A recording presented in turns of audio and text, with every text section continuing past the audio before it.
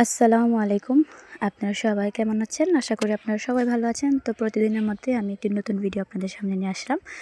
তো দেখুন আমার সাথে আমার ভিডিওটা উপভোগ করুন। তো আমি আজকে রান্না করব বড় মাছের মাথা দিয়ে বেগুন দিয়ে। তো আমার স্টাইলে আমার রান্নাটা আপনারা উপভোগ করুন। তো এই যে বরাবরের মতো আমি পাত্রটি গরম করে নিলাম। এবার আমি তেল দিয়ে দিলাম। তেলটা গরম হলো, এখন আমি পেঁয়াজ কুচিটা দিয়ে দিব।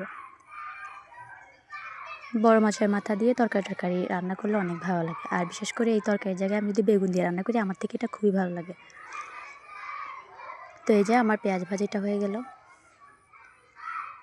এখন এখানে আমি দিয়ে দিব, যেহেতু বড় মাছের মাথা তাই আমি এখানে আপনার একটু জিরা বাটা আর একটু রসুন বাটা দিয়ে দিলাম। দিয়ে আমি এটা এখন পেঁয়াজের সাথে ভালো করে নেড়ে চেড়ে নিব।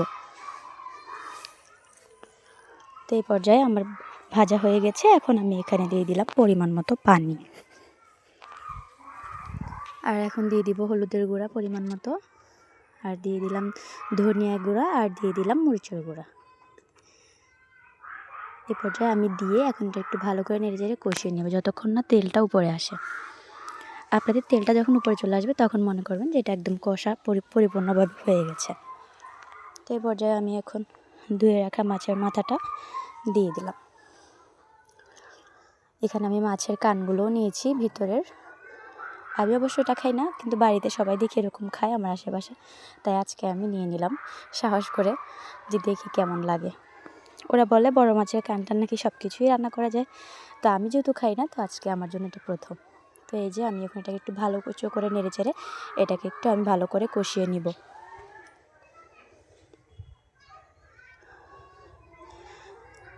তো এই যে এখন আমি এখানে কেটে রাখা তরকারিগুলো আমি এটার সাথে দিয়ে দেব, দিয়ে আমি ভালো করে এটা কষিয়ে নিব।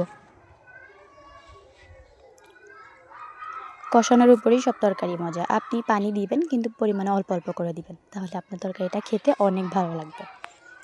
তো এখন আপনারা যারা আমার চ্যানেলটি সাবস্ক্রাইব করেননি তো প্লিজ আমার চ্যানেলটি সাবস্ক্রাইব করে যাবেন, আর আমার ভিডিওটি আপনাদের কেমন লেগেছে এটা জানিয়ে যাবেন কমেন্টে।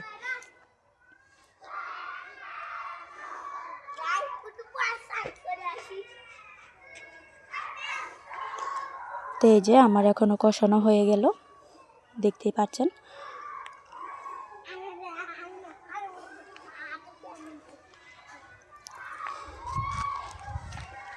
তো এই পর্যায়ে আমি এখন দিয়ে দিলাম পানি পরিমাণ মতো, যেহেতু এটা বেগুন, এটা কষতে বেশি সময় লাগে না, আর আমি আগে মাছের মাথাটাকে ভালো করে কষিয়ে নিয়েছি। এখন বেগুনের সাথে পানিটা দিয়ে আমি এখন এটাকে হওয়ার জন্য রেখে দেবো। আর এখানে আমি কেটে রাখা কাঁচামরিচগুলোও দিয়ে দিয়েছি। এখন আমি কতক্ষণ পরেই আসবো। এই যে দেখুন প্রায় 20 মিনিটের পর আমি আসছি। আমি আঁচটা একদম লোতে রেখেছি, চুলার আঁচটা।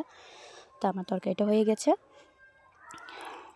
এই পর্যায়ে আমি কিছু ধনিয়া পাতা কেটে নিয়েছি, যেহেতু এখন শীতের সিজন ধনিয়া পাতা তো খেতেই হবে। আর ধনিয়া পাতা আমি বরাবরের মতো সবসময় খাই, আমার থেকে এটার ফ্লেভারটা খুবই ভালো লাগে। তো এই যে এখন আমি দিয়ে দিয়েছি।